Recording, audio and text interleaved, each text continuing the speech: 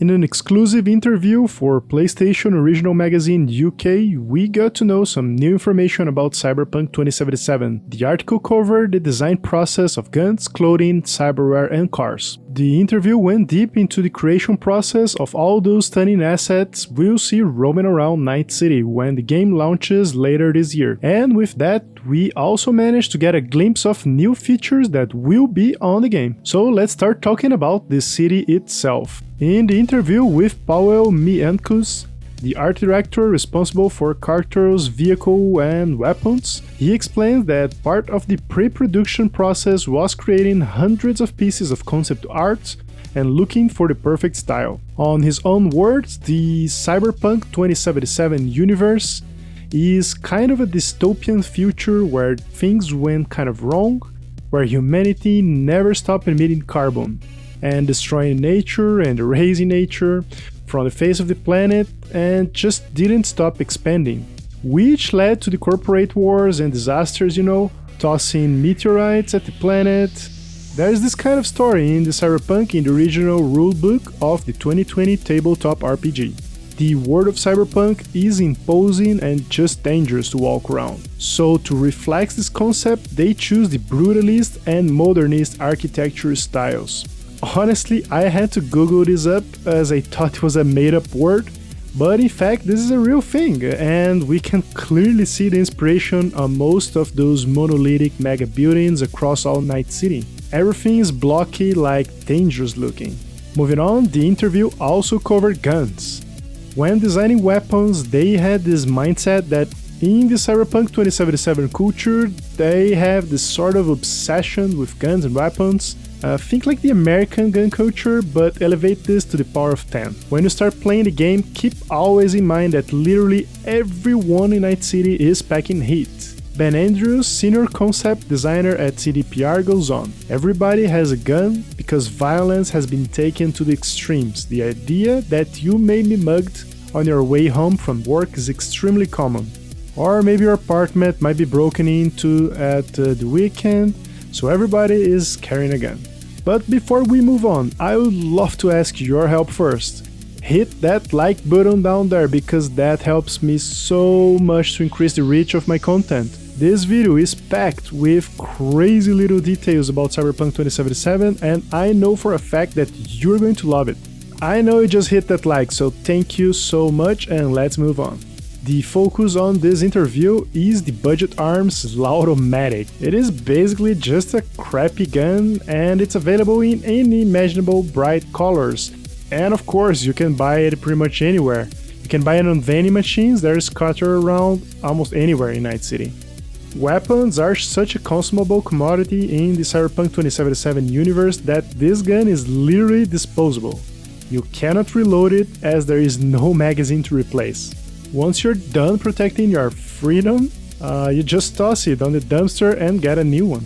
The gun even comes with a temper seal so you know for sure that the mag is full. I mean, in theory at least. I cannot vouch for the quality assurance of Budget Arms manufacturing process at all. And of course, the Cyberpunk 2077 universe doesn't only have crap weapons. On the following page of that magazine, they feature a super high-tech Arizaka assault rifle. We saw this weapon already on the last Night City Wire episode for just a fraction of a second, but it's really fun to be able to watch it on a still picture. The name for this weapon is HJSH-1B Masamune, and it looks super well made, just like any Arizaka product actually. However, what truly caught my attention here is weapon customization. It is clear that we can fit different scopes and muzzle attachments on weapons, but there is a more subtle difference here. The one with the scope doesn't have an ejection port, can you see this? So what this means is that this weapon will use caseless rounds that are probably those being displayed on the bottom. And caseless rounds reminds me of rocket rounds, so this is most likely to be a smart weapon. However, the other one will use explosion-based ammo because it still have the ejection port. And by the way, I am currently working on a super in-depth analysis video that I gather all weapons that have been showcased so far in the official materials. On that, I also found that this Rostovik salt shotgun also has two different profiles. one being a railgun tech weapon and the other one being a ballistic power gun. So we can start to get a better understanding on the level of depth that weapon customization will have on this game. And I have to say, it is so amazing so far. My hype is so high that it's almost like exploding. Also in this interview it was mentioned that we'll have what is called Borg weapons. They are a class of guns that only the ultra-powerful cyber-enhanced characters will be able to wield. They are so powerful that if you don't have the right augmentations and skills, they will literally throw you on the floor when you fire them. I think we may saw a couple of them already, cause I'm not sure, but maybe those turreted weapons that USV can rip off from the turrets. I'm not sure they are Borg weapons considered, but maybe. Either way, moving on, we have a piece of interview from Marta Jakoniak, a concept artist with fashion background that works at CDPR. She highlights the importance of fashion in the Cyberpunk 2077 universe, and in her own words, it is one of the main pillars for this universe. We have architecture, technology, and fashion. Many of the story and world building will be told on the way the people dress in this universe. You will be able to understand the class division between rich and poor, and also see different groups of peoples that live in Night City. In the process of development, they use the software Marvelo Designer that simulate clothes based on real-life physics. You need to take a look at the software, it's so mind-blowing. They also highlighted the challenges of creating such diverse and believable outfits, and the interview ended with the claim that almost all the clothes you see in the game could actually be reproduced in real life. Man, I just cannot wait until this whole pandemic COVID BS goes off and we can start having those geek events like San Diego Comic-Con and all, and I would love to see tons of Cyberpunk 2077 cosplays in real life. That would be amazing. Moving on, we have Cyberware. Andrews explained that all started with the pressure from the mega corporations for people to enhance themselves for their jobs. In his own words, in order to get a job in this really harsh world, you have to work for a corporation, and corporations kind of force you to take the cyberware. Maybe they are subsidizing it and the corporation is kind of owning you in a way.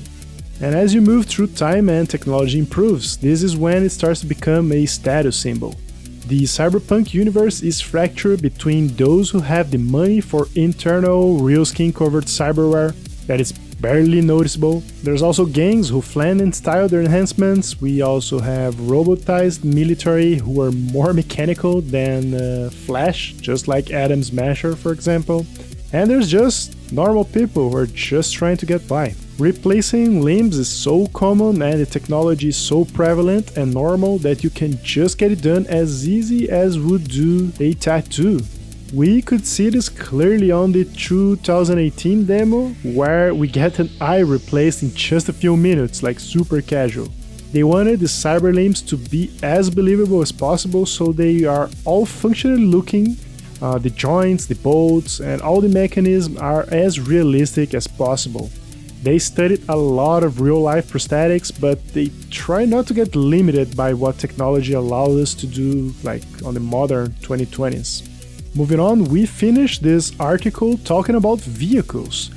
Paul Milenikud says that the clear inspiration for most of the vehicles are the designers of the 80s and 90s, like Marcello Gandini, the guy that made the Lamborghini Countach, which is a clear source of inspiration for the iconic Quadra Type 66. For the vehicles, they didn't want forms that were too complex and organic. They looked at the blocky, heavier looking shapes that we can find in older cars, and at some modern, not bulletproof glass cars, maybe, I don't know.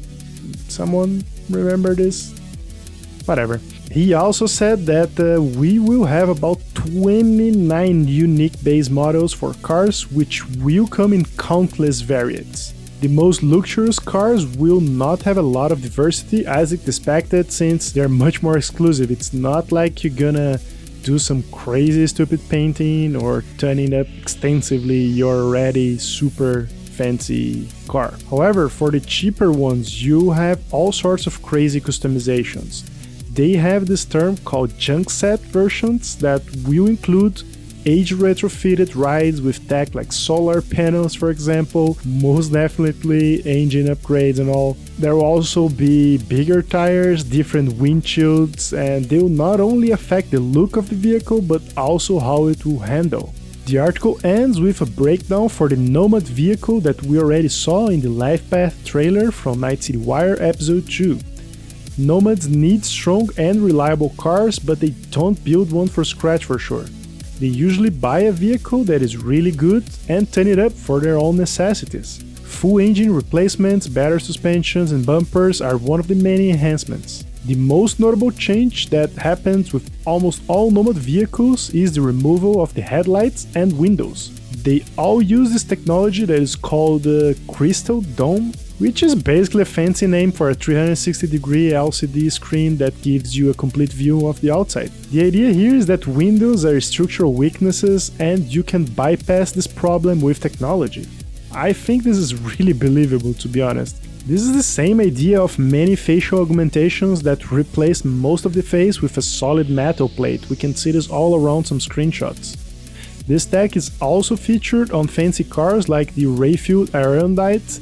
We actually could check that on the Gig trailer where we try to steal that vehicle. The moment we turn the vehicle on, the whole windshield kind of gets translucent. It's not, it's just opaque and the image is being projected. I guess their owners are super rich, right? So why not drive in a sporty armored tank, I guess. Well, guys, I don't know you, but my hype is only getting higher and higher and higher. I just cannot wait any longer for this game to be released, and I am here to keep your hype as high as possible with mine, with daily Cyberpunk 2077 content. And all you have to do in return is hit that subscribe button right now. As always, thank you so much for watching, and I see you next time.